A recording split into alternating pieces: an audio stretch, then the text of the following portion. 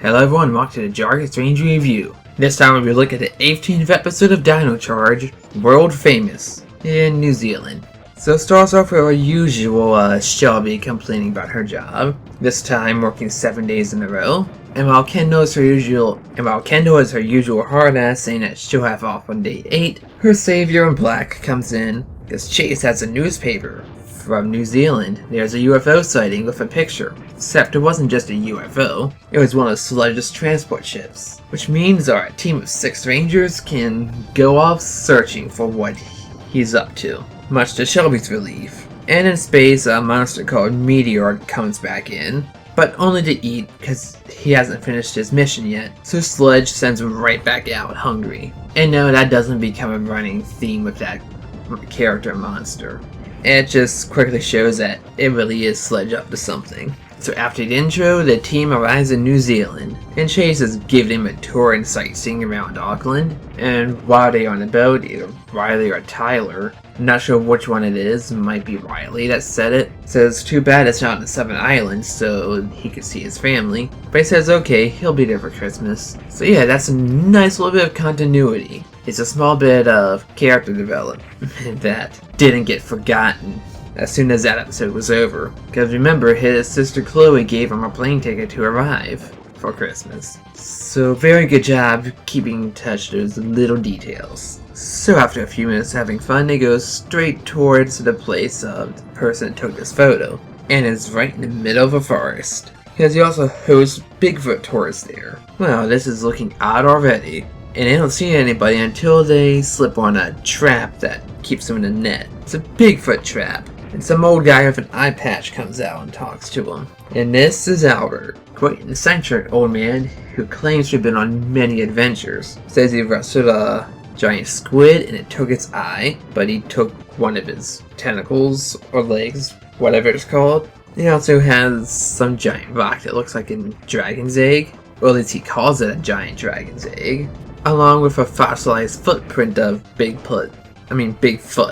I don't know what a Bigfoot is. But they get a look at 5 pictures he took, and it's definitely Sledge's ships around the city. So they figure out that he's looking for something. And if you recall from our last episode, Fury says he may have found the purple energen. And Tyler reminisces about his father. Yes, we're finally bringing him up again. I guess that was a subtle lead in the past few episodes about the fate of his father. Because I'm sure he'll be mentioned again soon, since the season end is not far away. And after they say farewell to the strange but friendly man, they map the locations of where the ship locations were. Unfortunately, nearby, some thief steals a woman's bike right behind them. So our team, with noticeably Coda running ahead of them, chases after them. But they get shocked when someone else catches him and ties his hands. At first I thought it was a Vivix, but then we got a look beyond the hands. Turns out to be a Purple Ranger.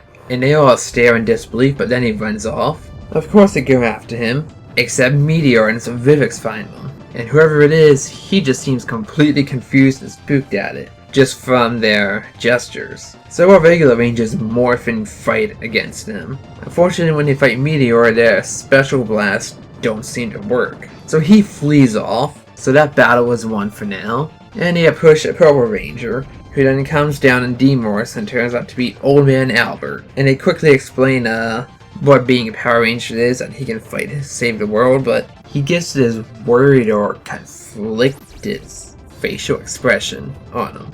And it's really nice looking for his acting. And suggesting something's up with him. And to amp up the difficulty for the Rangers, Sledge uses his machine from the Halloween episode to revive Stingrage in our very first monster, Ice Age. Now it's going to be 3 actual monsters against the Rangers at once. Speaking of whom, they're doing a little bit of training exercises in the woods, and Albert just outruns them all.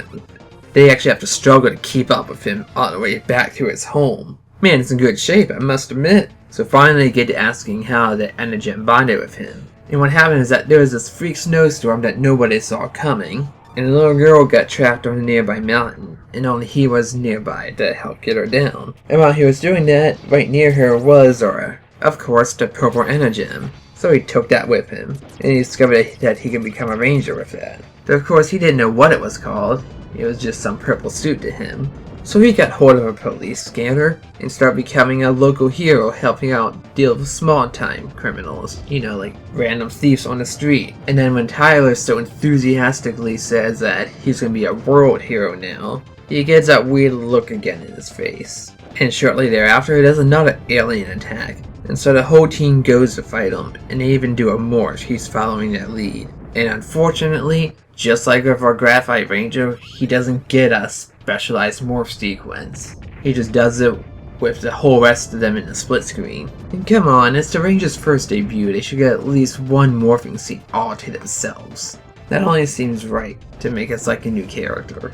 But unfortunately, he backs away in the middle of the battle, because he's afraid of fighting the monsters, because he's never seen them before. He's only dealt with petty humans. So while they're all fighting, he's hiding behind a corner, to the point where he even demorphs, and he's just sitting on the ground. Tyler goes over to see what's wrong, see if he can help reassure him, and he admits that all of his grand stories were a bunch of frauds. They never caught a Bigfoot, a dragon egg, or even fought a squid. In fact, the eye patch is just an illusion. Both his eyes are perfectly fine, and he's just a coward. Tyler reassures him, no, you saved that girl, and that's why the energy bonded with you, because he has the courage. The man just doesn't realize it, so he just has him hang tight and goes to fight Meteor for the rest of the team.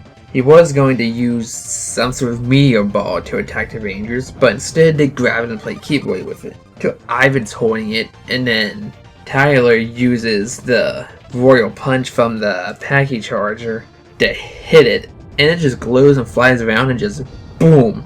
It blows up Meteor himself. In reality, the fight was not that special.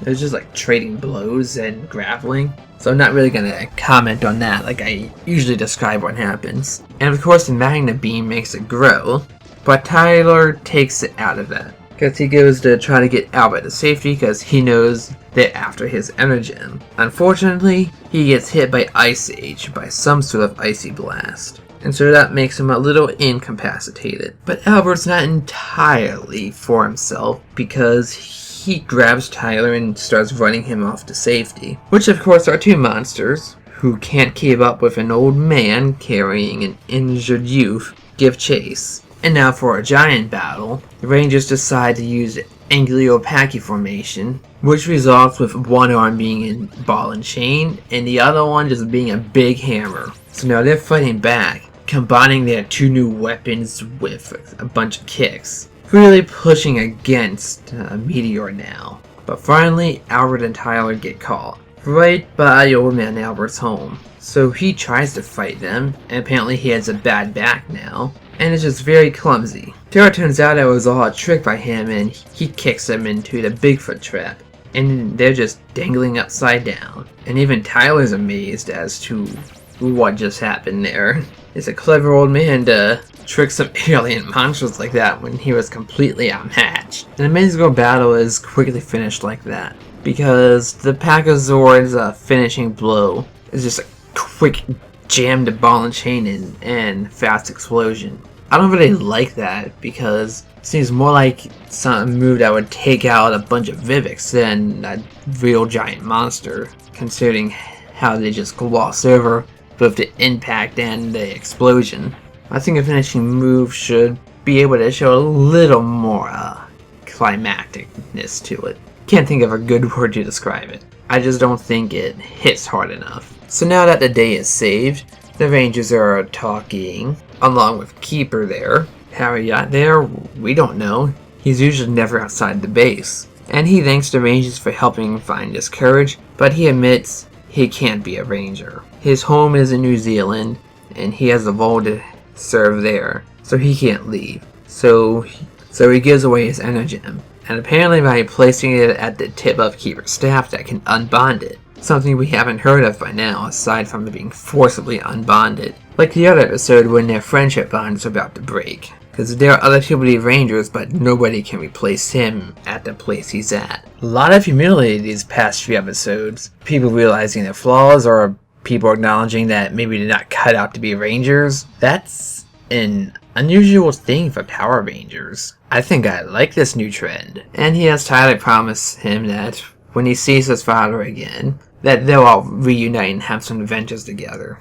Makes me wonder what we're going to find out about Tyler's father. I'm hoping it's something that we end the season with to really keep us guessing till the new one starts. And now that everything is at status quo, the Rangers go to head back home and that's it. Overall, I enjoyed this episode. It was funny that they were going to New Zealand because the Rangers are always in New Zealand because that's where this show was filmed. I'm pretty sure it still shows in the credits that it's filmed in New Zealand. To that, I have nothing but amusement towards. The thing is, we already know we're having a Christmas episode. The question is it going to call back to Chase going home? Or is it going to be something completely different? If the show was smart and didn't waste the potential they built up, they would have showed Chase going to his home in New Zealand and seeing his family, and probably telling people about the Power Rangers. Sort of. But we'll see in a few weeks whether that comes to pass. Funny enough, in the last episode, it's Fury that says he found where the Energem was. But unfortunately, he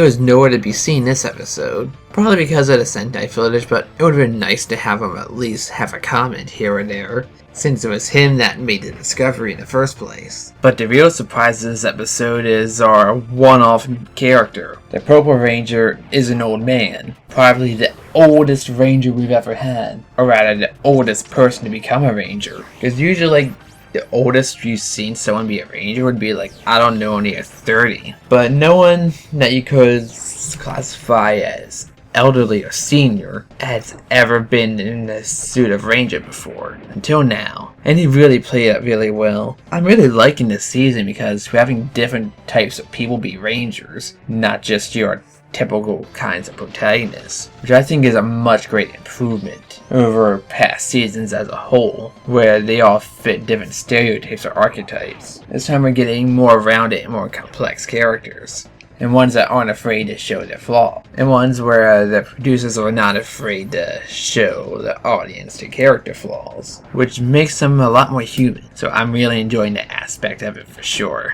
and I hope it just continues to do that. Unfortunately, we're not seeing anything along with the villains like that this season. They're more playful or aggressive. Now I'll add one last little detail about that.